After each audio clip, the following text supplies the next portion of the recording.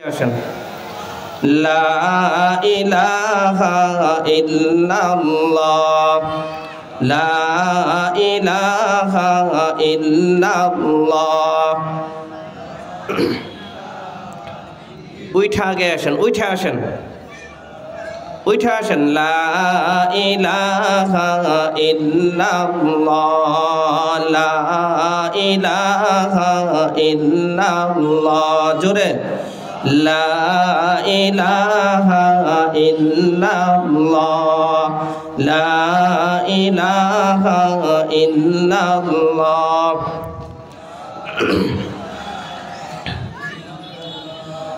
আল্লাহ আল্লাহ ইচে শেরে নস্তনাম আল্লাহ আল্লাহ ইচে শেরে নস্তনাম শের শাকর মে কুনত জানম तमाम नामे ऊंचो बर जुबानम मेरा वाद नामे ऊंचो बर जुबानम मेरा वाद हर बने मो अज़असल जो ये शवाद ला इलाहा इल्लल्लाह ला इलाहा इल्लल्लाह ला इलाहा इल्लल्लाह ला इलाहा इल्लल्लाह ला इलाहा इल्लल्लाह ला इलाहा इल्लल्लाह।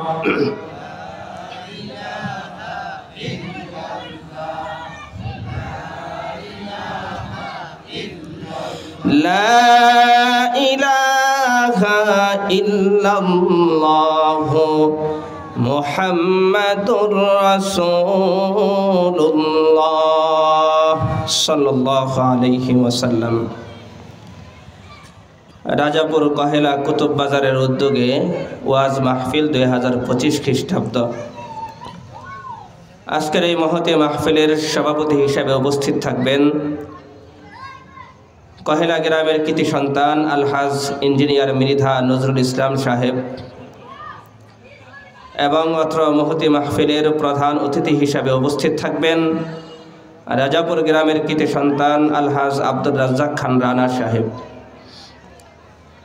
প্রধান আলোচক প্রধান বক্তা হিসাবে উপস্থিত থাকবেন হযরত মাওলানা মুফতি জাফরউদ্দিন হক্কানী হাফিজাহুল্লাহ। আমার পূর্বে বাদ মাগরিব আলোচনা করেছেন আমাদের সকলের সুপরিচিত মুখ বিজ্ঞ আলেম হযরত হাফিজ মাওলানা মুফতি সোহরাব হোসেন হাফিজাহুল্লাহ। এছাড়াও আরও অন্যান্য উলামায়ে কেরামগণ তাশরিফ আনবেন এবং আমার সামনে উপবিষ্ট কোরআনের মহাব্বতে হাদিসের মহাব্বতে দুনিয়াবি কাজকর্ম থেকে নিজেকে মুক্ত করে আমার সামনে উপবিষ্ট মুরব্বিয়ানে কেরাম, যুবক ভাইয়েরা এবং কচিকাচা আমার স্নেহের ভাইয়েরা, পর্দার আড়ালে অবস্থানরত আমার শ্রদ্ধেয় মা ও বোনেরা, আমরা সকলেই এই মুহূর্তে মাহফিলে আসতে পেরেছি। আল্লাহ পাক রব্বুল আলামিন আমাদের সকলকে কবুল করেছেন। আমরা এসেছি কোরআন ও হাদিসের আলোচনা শোনার জন্য। আল্লাহ তৌফিক দান করেছেন, এই জন্য সকলেই অন্তরে গভীর থেকে রব্বে কারীমের দরবারে কালিমাতুশ শুকর আদায় করি আলহামদুলিল্লাহ। আরো জোরে বলি আলহামদুলিল্লাহ। আমরা ইচ্ছা করলে কি এখানে আসতে পারতাম? হ্যাঁ, আল্লাহ না আনলে আসতে পারতাম? আসতে পারতাম না। আলোচনা শুরু করার আগে আমি আপনাদের কাছে একটা আবেদন পেশ করি, যদিও আমি আপনাদেরই ভাই। তো এখানে এক তো হলো যারা বসছেন তারাও সিস্টেম অনুযায়ী বসেন না, একটু সামনে সুন্দর করে বসেন। আর মজলিসের মাঝখানে ফাঁকা রাখতে নেই, দিনই মজলিস। আর চেয়ারে বসছেন মুরব্বী যারা আছেন তারা ঠিক আছে, যারা অসুস্থ আছেন তারা ঠিক আছে, যারা সুস্থ যুবক ভাই যারা আছেন তারা চেয়ারে না বসে একটু কষ্ট করে মাহফিল প্যান্ডেলে বসি। আর আমার সামনে গেটের সামনে যারা দাঁড়িয়ে আছেন তারা ভিতরে চলে আস। এটা রহমতের বাগান, জালিসুর রহমান বেহেশতের বাগান। এই মুহূর্তে মাহফিলে বসার ফজিলত অনেক। আমরা এখানে আমাদের নিজ উদ্যোগে আমাদের স্বেচ্ছায় আসতে পারিনি, আল্লাহ আমাদেরকে তৌফিক দিয়েছেন। কবি শেখ সাদি রহমতুল্লাহ আলাইহি বলেন, ই সাআদাত বাজুরে বাজুয়ানিস্ট, ই সাআদাত বাজুরে বাজুয়ানিস্ট, তানা বখশদ খুদায়ে বখশিন্দা, তানা বখশদ খুদায়ে বখশিন্দা। বান্দা যে আমল করে, দ্বীনের যে কাজ করে, এই কাজটা সে তার বাহুবলে করতে পারে না যদি আল্লাহ তাকে তৌফিক না দেন। এজন্য আল্লাহ আমাদেরকে তৌফিক দিয়েছেন, আমরা এখানে আসতে পেরেছি, এজন্য আমরা আল্লাহর কাছে শুকরিয়া আদায় করতে থাকি, বলে আলহামদুলিল্লাহ। মুহতারাম হাজিরিন, আমি আপনাদের সামনে আলোচনা করার জন্য সূরা আসর তেলাওয়াত করেছি, যা কুরআন কারীমের বহুল প্রচলিত প্রসিদ্ধ একটি সূরা, যা আমরা মোটামুটি সবাই পারি। সূরাতুল আসর ছোট্ট একটি সূরা, কিন্তু এই সূরার গুরুত্ব আর মাহাত্ম্য অনেক। এই সূরাতে আল্লাহ পাক রব্বুল আলামিন আমাদেরকে কিছু মেসেজ দিয়েছেন, আমাদেরকে কিছু বলতে চাইছেন, আমাদের এগুলো জানা দরকার। আমি প্রথমে এই সূরার গুরুত্ব সম্পর্কে আপনাদের সামনে একটি হাদিস তুলে ধরছি। তাফসিরে ইবনে কাসিরের মধ্যে আল্লামা ইবনে কাসির রহমতুল্লাহি আলাইহি এই রিওয়ায়াতটা নিয়ে আসছেন তাবরানী শরীফের বরাতে। ইমাম তাবরানী রহমতুল্লাহি আলাইহি তার গ্রন্থে হাদিসটা উল্লেখ করেছেন। হাদিসটি হযরত আব্দুল্লাহ ইবনে হুসন আবি মদিনা রহমতুল্লাহি আলাইহি থেকে বর্ণিত। তিনি বলেন, কানা রাজুলানি মিন আসহাবিন নবী সাল্লাল্লাহু আলাইহি ওয়াসাল্লাম ইযা ইলতাকাইনা লাম ইফতারিকা ইল্লা আলা আন ইয়াকরা আহাদুহুমা আলাল আখিরি সূরাতাল আসরি ইলা আখিরিহা সুম্মা ইউসাল্লিমু আহাদুহুমা আলাল আখির।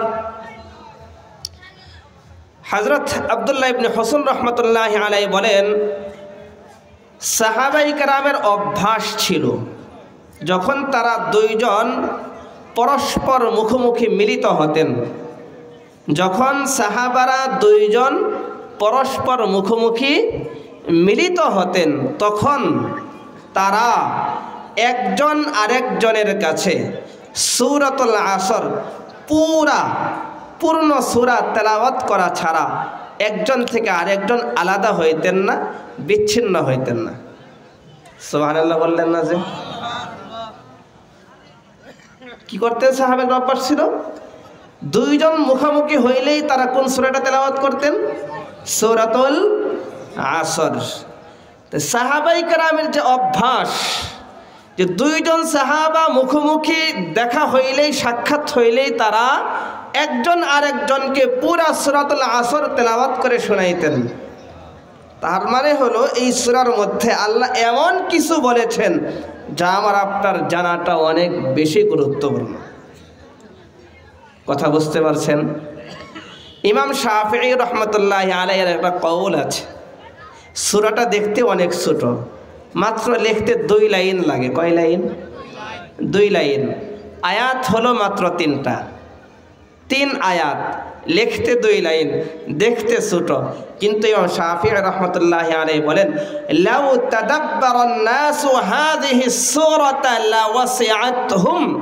ইমাম শাফিঈ বলেন, যদি মানুষ এই সূরা নিয়ে গবেষণা করে, এই সূরাকে নিয়ে চিন্তা ফিকির করে, তাহলে তাদের হেদায়েতের জন্য এই একটা সূরাই যথেষ্ট। করেন সুবহানাল্লাহ।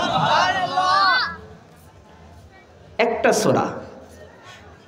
আরেক আলেম বলেছেন, আল্লাহ পাক রব্বুল আলামিন যদি গোটা কোরআনের 114 সূরার মধ্যে 113টা সূরা নাজিল না করে, শুধুমাত্র সূরাতুল আসর নাজিল করতেন, তাহলে উম্মতের হেদায়েতের জন্য, মানুষের হেদায়েতের জন্য এই এক সূরাতুল আসরই যথেষ্ট ছিল। কত গুরুত্বপূর্ণ সূরা! এই সূরাতে আল্লাহ পাক রব্বুল আলামিন আমাদেরকে কি বলতে চান, আমরা একটু তরজমা শুনি। আল্লাহ বলেন, ওয়াল আসর, সময়ের কসম। কি বলেছেন প্রথম আয়াতে? সময়ের কসম। ওয়াও হরফে কসম। আমার পাশে 2জন আলেম বসা, তারা বুঝবেন। কসম মানে শপথ বাক্য, আপনারাও জানেন বিষয়টা। আল্লাহর কসম বলি না আমরা, বান্দার জন্য গায়রুল্লাহর নামে কসম খাওয়া জায়েজ নাই, এটা শিরিক। বান্দা মানে আমি আর আপনি কসম খাইতে গেলে আমরা অনেক সময় বলি মায়ের কসম, মায়ের দিব্যি বলি না, বউয়ের মাথায় হাত দিয়ে বলি তোমার কসম, কই না? এটা শিরিক। এটা কি শিরিক? মনে রাখতে হবে, মাহফিল থেকে একটা শিক্ষা নিতে হবে তো, তাই না? এখন বলবেন হুজুর আপনি বললেন দলিল কি? হাদিস। আল্লাহ রাসূল সাল্লাল্লাহু আলাইহি ওয়াসাল্লাম বলেন মান আকসামা বিগাইরিল্লাহ, মান আকসামা আলা গাইরিল্লাহি ফাকাদ আশরাকা আও কামা ক্বালা আলাইহিস সালাতু ওয়াস সালাম। হয়তো লফজের মধ্যে একটু পার্থক্য হতে পারে, কিন্তু হাদিসের অর্থ হলো যে ব্যক্তি গায়রুল্লাহর নামে কসম করবে, গায়রুল্লাহর নামে যে ব্যক্তি শপথ করবে সে শিরিক করলো। নাউজুবিল্লাহ বলেন। তাহলে গায়রুল্লাহর নামে আমরা কসম করতে পারবো? আমরা পারবো না। কারণ হলো কি? কারণ যেই বস্তুর নামে কসম খাওয়া হয়, কসম করা হয়, ওইটা হলো সবচেয়ে দামি বস্তু হয়। তাহলে আল্লাহ পাক রব্বুল আলামিন খালেক, আমরা দুই চোখে যা কিছু দেখি আর না দেখি সব মাখলুক। মাখলুক দামি না খালেক দামি? সবচেয়ে দামি কে? খালেক আল্লাহ। এই জন্য বান্দা কসম খাইতে গেলে সবচেয়ে দামি যিনি আমার আপনার খালেক, তার নামেই কসম করতে হবে, তার নামেই শপথ বাক্য পাঠ করতে হবে। অন্য কারো নামে কোনো বান্দা, কোনো মুসলমান শপথ বাক্য পাঠ করতে পারবে না। মনে থাকবে তো কথাটা ইনশাআল্লাহ। আল্লাহ আমাদেরকে বোঝার তৌফিক দান করেন। মুহতারাম হাজিরিন, কিন্তু আল্লাহ পাক রব্বুল আলামিন যখন কসম খান, আল্লাহ যখন কসম খান, তো আল্লাহর চাইতে দামি তো আর কিছু নাই। তো আল্লাহ পাক রব্বুল আলামিন কোরআনের মধ্যে জায়গায় জায়গায় কসম খাইছেন। প্রথমে কসম খাইছেন, প্রথম যে কসমটা, ফালা ওয়া রাব্বিক লা ইউমিনুনা হাত্তা ইউহাক্কিমুকা ফীমা শাজারা বাইনাহুম সুম্মা লা ইয়াজিদু ফি আনফুসিহিম হারাজাম মিম্মা কাদাইতা ওয়া ইউসাল্লিমু তাসলিমা। আল্লাহ পাক রব্বুল আলামিন তার নবীকে বলেন ওয়া রাব্বিক, আপনার রবের কসম। এখানে আল্লাহ তার নিজের নামে কসম খাইছেন, ফালা ওয়া রাব্বিক, আপনার রবের কসম। এরপরে আল্লাহ তাআলা লা উকসিমু বিয়াউমিল কিয়ামাহ, আমি কিয়ামতের দিনের কসম করে বলছি। ওয়ালা উকসিমু বিন নাফসিল লাওয়ামা, এখানে নাফসিল লাওয়ামার কসম খাইছেন আল্লাহ। ওয়াশ-শামসি ওয়া দুহাহা, আল্লাহ তাআলা শামস মানে সূর্য এবং তার আলোক রশ্মির কসম খাইছেন, জমিনের কসম খাইছেন। মুফাসসিরিন কেরাম বলেছেন আল্লাহ পাক রব্বুল আলামিন যেই সমস্ত বস্তুর কসম খেয়েছেন, বুঝতে হবে তার মাখলুকের মধ্যে এই বস্তুগুলো সবচেয়ে দামি জিনিস, সবচাইতে দামি জিনিস। তাহলে যত জায়গায় কসম খাইছেন, এই সূরাতুল আসরের মধ্যে আল্লাহ কিসের কসম খাইছেন? কিসের কসম? সময়ের কসম। ওয়াল আসর, সময়ের কসম, সময়ের কসম। সময়ের কসম করে আল্লাহ সামনে কি বলছেন সময় নিয়ে আমি একটু পরে আরেকটু আলোচনা করবো ইনশাআল্লাহ। একটু সামনে যাই, তরজমাটা খেয়াল শেষ করি। আল্লাহ বলতেছেন সময়ের কসম নিয়া, ওয়াল আসর, সময়ের কসম, সময়ের কসম, ইন্নাল ইনসানা লাফি খুসর। এখানে আরেকটা কায়দা আছে, আরেকটা নিয়ম আছে। আল ইনসান, আল ইনসানের শুরুতে আলিফ লাম যুক্ত করা হয়েছে। মুফাসসিরিন কেরাম বলেন এইখানে আলিফ লামটা হলো আলিফ লামে ইস্তিগরাকি অথবা আলিফ লামে জিনসি, অর্থাৎ জামিআ ইনসান, গোটা মানব জাতি এখানে উদ্দেশ্য। আল ইনসান দ্বারা এখানে গোটা মানব জাতি, মানব বলতে আমরা যা বুঝি বাবা আদম আলাইহিস সালাম থেকে নিয়ে শুরু করে পৃথিবীর শেষ পর্যন্ত যারা আসছিলেন, যারা আছেন, যারা আসবেন, সব মানুষের কথা আল্লাহ বলতেছেন। ইন্নাল ইনসানা, নিঃসন্দেহে সমস্ত মানব, মানব জাতি লাফি খুসরিন, ক্ষতির মধ্যে আছে। কিসের মধ্যে আছে? ক্ষতি। ক্ষতি, খুসর মানে ক্ষতি, লস, লস, লস, ক্ষতি। আশ্চর্য হচ্ছেন না? আল্লাহ বলে দিচ্ছেন সমস্ত মানুষ। আল্লাহ কসম খেয়ে বলছেন, সময়ের কসম করে আমি আল্লাহ বলছি, নিশ্চয় অবশ্য অবশ্যই সমস্ত মানুষ ক্ষতির মধ্যে আছে। নাউজুবিল্লাহ, আল্লাহ আমাদেরকে হেফাজত করেন। তবে আল্লাহ বলেছেন এরপরের আয়াতের মধ্যে, তবে তবে চারটা গুণের অধিকারী যারা হবে। কয় গুণ? 4 গুণ। যেই মানুষটার মধ্যে, যেই মুসলমানের মধ্যে 4টা গুণ পাওয়া যাবে, সে ক্ষতির মধ্যে না, সে লাভবান। সুবহানাল্লাহ, জোরে বলেন না। 4টা গুণ। কয়টা গুণ অর্জন করতে হবে আমাদেরকে? 4টা। ইল্লা হরফে ইস্তিসনা। ইল্লা মানে হলো তবে, মানে ব্যতীত। তবে ব্যতীত 4 গুণে গুণান্বিত মানুষ ছাড়া সবাই ক্ষতির মধ্যে আছে। 4 গুণে কি? 1 নাম্বার আল্লাযীনা আমানু। 1 নাম্বার গুণ হলো ঈমানের গুণ। 1 নাম্বার হলো যারা মুমিন, যারা ঈমান গ্রহণ করেছে, 1 নাম্বার গুণ। তাহলে মুমিন 1 নাম্বার গুণ, ঈমান গ্রহণ করা। ক্ষতির থেকে বাঁচতে গেলে প্রথম যে গুণটা অর্জন করতে হবে সেটা হলো ঈমানে কামিল, পরিপূর্ণ ঈমান। কি? ক্ষতি থেকে বাঁচার জন্য প্রথম গুণটা হলো পরিপূর্ণ ঈমান। দ্বিতীয় নাম্বার আল্লাহ বলেন ওয়া আমিলুস সালিহাত। দ্বিতীয় নাম্বার গুণ হলো ঈমান গ্রহণের পাশাপাশি নেক কাজ করেছে। কি কাজ? নেক কাজ। আমার সাথে বলবেন, মনে করেন একটা ক্লাস, আমি আর আপনি মুজাকারা করতেছি। 2 নাম্বার গুণ হলো আমিলুস সালিহাত, নেক কাজ করেছে। তাহলে 1 নাম্বার গুণ হলো যারা ঈমান এনেছে, 2 নাম্বার গুণ হলো যারা নেকের কাজ করেছে, 3 নাম্বার গুণ হলো তাওয়াসাউ বিল হাক্কি, একে অপরকে সৎ পথের আদেশ করেছে, একে অপরকে সৎ পথে চলার ওসিয়ত করেছে, মানে হুকুম করেছে, আদেশ করেছে। 3 নাম্বার। তার মানে কি? শুধু নিজে ভালো কাজ করলে হবে না, আরেকজনকেও বলতে হবে। বুঝেন নাই? তাওয়াসাউ, তারা জানেন মুফাআলার সিগা, এটা হলো মুফাআলা। মুফাআলার একটা কাজ হলো, এখানে একটা কাজ হলো পরস্পর, মুশারাকাতের একটা অর্থ আছে, মানে একে অন্যকে সৎ পথের আদেশ করে। এরপরে আল্লাহ বলছেন ওয়াতাওয়াসাউ বিস-সাবরি, এবং একজন আরেকজনকে সবরের ব্যাপারেও উপদেশ দেয়। সবর মানে একটা অর্থ হলো একজন আরেকজনকে আমলের উপর অবিচল থাকতে উপদেশ দেয়, একটা অর্থ। আরেকটা অর্থ হলো সবর হলো কোরআনের একটা পরিভাষা। সবর কি ভাই? কোরআনের একটা পরিভাষার অনেক অর্থ থাকে। কথাটা বুঝছেন নি? পরিভাষার কি থাকে? অনেক অর্থ থাকে। সবরের শাব্দিক অর্থ ধৈর্য, কিন্তু এটা পারিভাষিক অর্থ কি? পারিভাষিক অর্থ হলো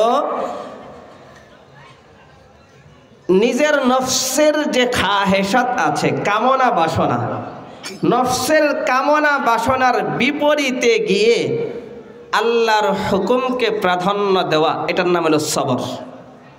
কথাটা বুঝছেন? শুধু বিপদের সময় সবর করলাম, এর নাম সবর না। সবর কোনটা?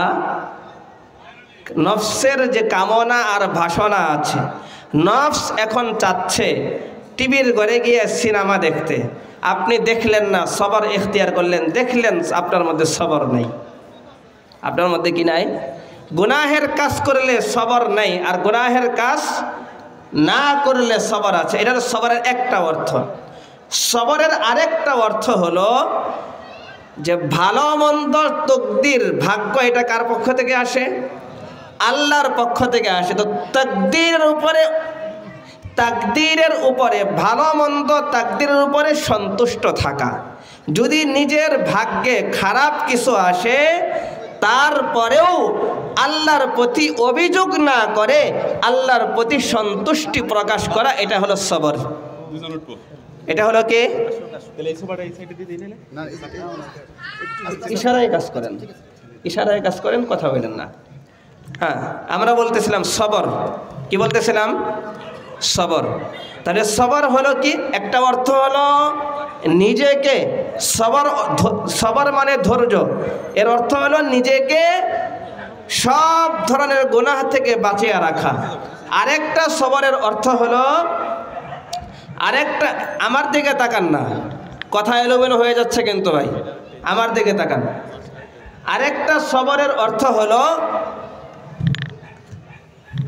যে আল্লাহর পক্ষ থেকে যে কোনো পরিস্থিতির সম্মুখীন আমি হই না কেন, আল্লাহর প্রতি অভিযোগ না করা, বরং সবরের সাথে সেই পরিস্থিতি মোকাবেলা করার জন্য আল্লাহর কাছে দুহাত তুলে দোয়া করা। তা এটা হলো তাওয়াসু বিসসবর, একে অন্যকে সবরের ব্যাপারে কি করা, ওসিয়ত করা, উপদেশ দেওয়া। তাহলে এই 4টা গুণ। এক নাম্বার কি ক্ষতি থেকে বাঁচার জন্য 1 নাম্বার গুণ কি বলেন না কেন, এতক্ষণ শিখছেন না? 1 নাম্বার কি? ঈমানের গুণ অর্জন করতে হবে। 2 নাম্বার নেক কাজ করতে হবে। 3 একজন আরেকজনকে সৎ পথের উপদেশ দিতে হবে। 4 একজন আরেকজনকে সৎ পথে অবিচল থাকার উপদেশ দিতে হবে, এক অর্থ। আরেক অর্থ হলো একজন আরেকজনকে সবরের উপদেশ দিতে হবে, অর্থাৎ প্রত্যেকেই আরেকজনকে বলতে হবে, ভাই যে কোনো পরিস্থিতিতে আল্লাহর প্রতি সন্তুষ্ট থাকা, পরিস্থিতি যেমনই হোক আল্লাহর প্রতি সন্তুষ্ট থাকা, এটা হলো একটা অর্থ। আরেকটা হলো ভাই কোনো পরিস্থিতিতে আল্লাহর নাফরমানি কইরো না, সবরের অর্থ। মনে থাকবে তো ইনশাল্লাহ? এই 4 গুণে গুণান্বিত লোক হলো ক্ষতির থেকে বাহিরে, এরা ক্ষতিগ্রস্ত না, এরা হলো লাভবান। আর যার মাঝে এই 4 গুণের, খেয়াল করে শুনতে পারেন, যার মাঝে এই 4 গুণের একটা গুণও পাওয়া না যাবে, 3টা আছে একটা নাই, বুঝলেন? 3টা গুণ আছে একটা নাই, সেও ক্ষতির মধ্যে আছে। সূরা জুমার আয়াত নাম্বার 13 আল্লাহ পাক রব্বুল আলামিন বলেন, قل إن الخاسرين الذين خسروا أنفسهم وأهليهم يوم القيامة ألا ذلك هو الخسران المبين।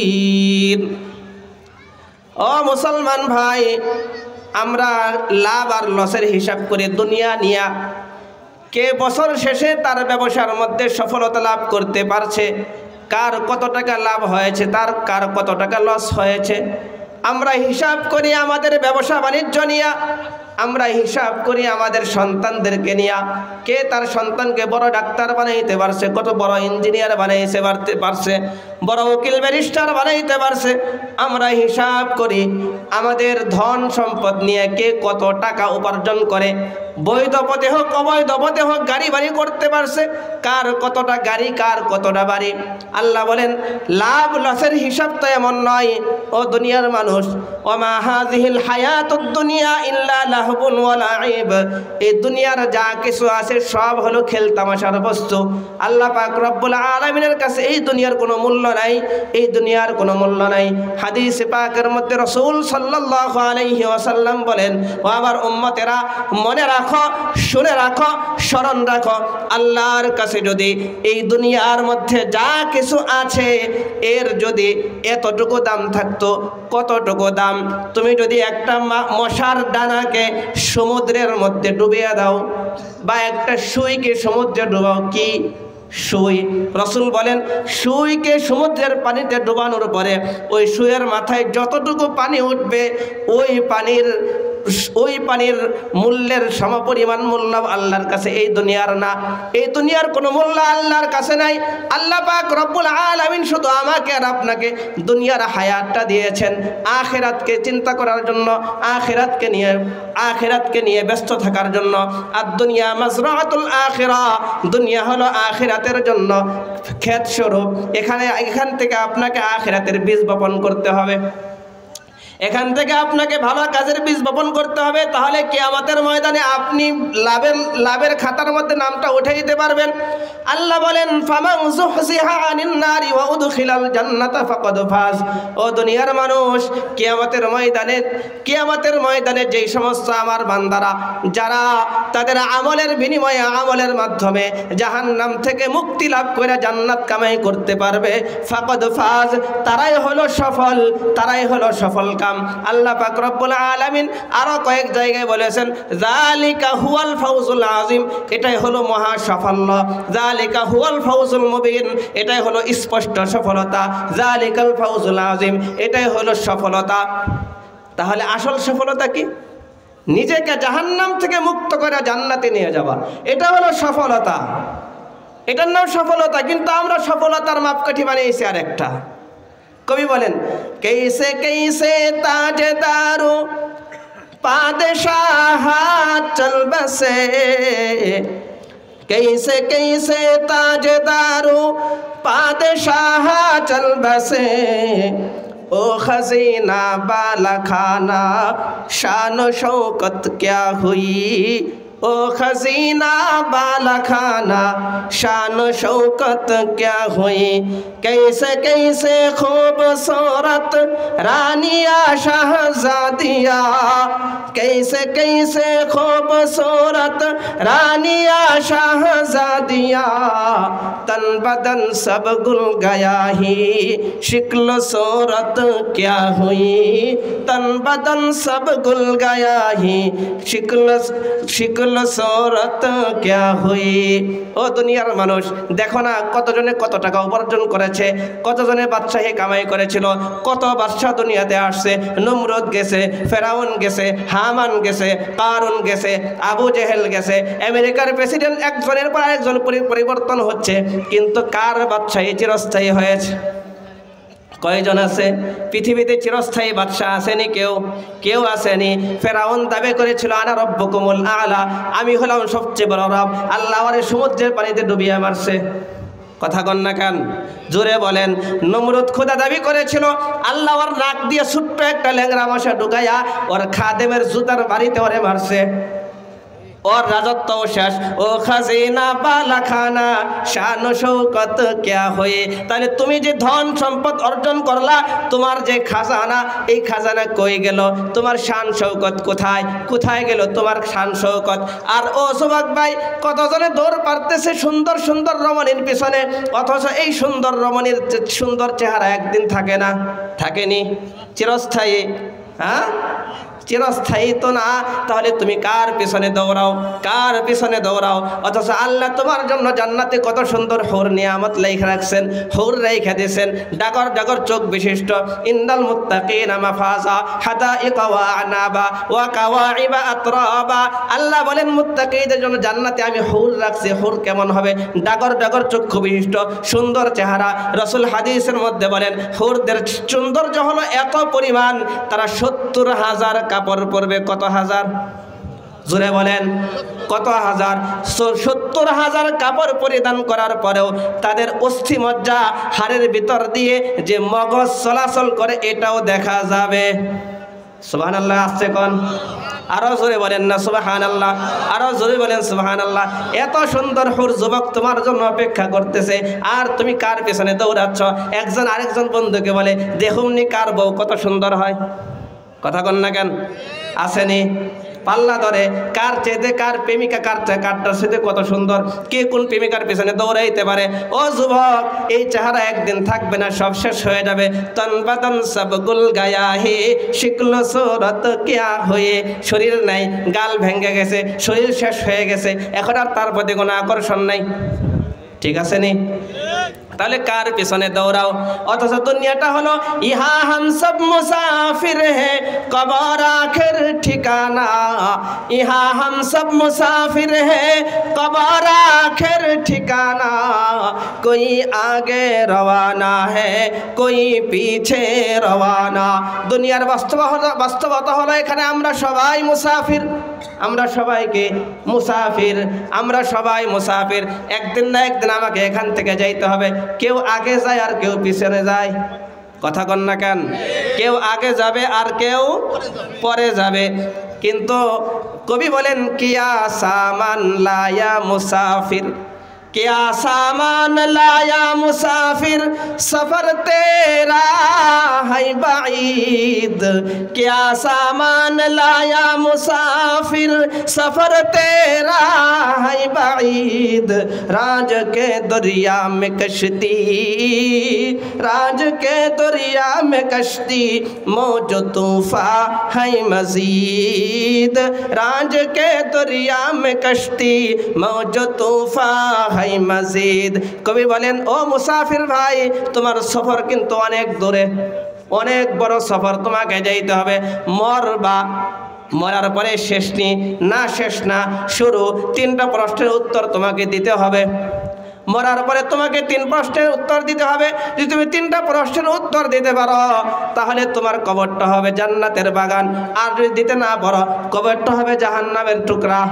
জাহান্নামের টুকরা, আযাব শুরু হয়ে যাবে। জান্নাতের বাগান হলে একটা ঘুম দেবে, আর জাহান্নামের টুকরা হলে আযাব শুরু হয়ে যাবে। এই যে সফর শুরু, এই সফরের কোনো শেষ আসেনি, কেউ নেই। আমরা সবাই মুসাফির। সফর, দুনিয়ার সফর যেখানে শেষ, আমার আখিরাতের সফর সেখান থেকে শুরু। মৌত কো সমঝা হে গাফিল, ইখতিতামে জিন্দেগি, দর হकीकत मौत है सुबह हो दवामे जिंदगी। मौत को समझा है गाफिल, इख्तितामे जिंदगी, दर हकीकत मौत है सुबह दवामे जिंदगी। ও গাফেল, গাফেল, অলস, উদাসীন ব্যক্তি দুনিয়াটাকে, মৃত্যুকে সে তার জীবনের শেষ সম্বল মনে করে, শেষ মনে করে, অথচ মৃত্যু তো তার দুনিয়ার শেষ না। মৃত্যু হলো তার আরেক জীবনের সুবাহ, সকাল, প্রভাত। দুনিয়া হলো মৃত্যুর মাধ্যমে তার কবর শুরু হবে, আর কবরের মাধ্যমে তার আরেকটা জিন্দেগি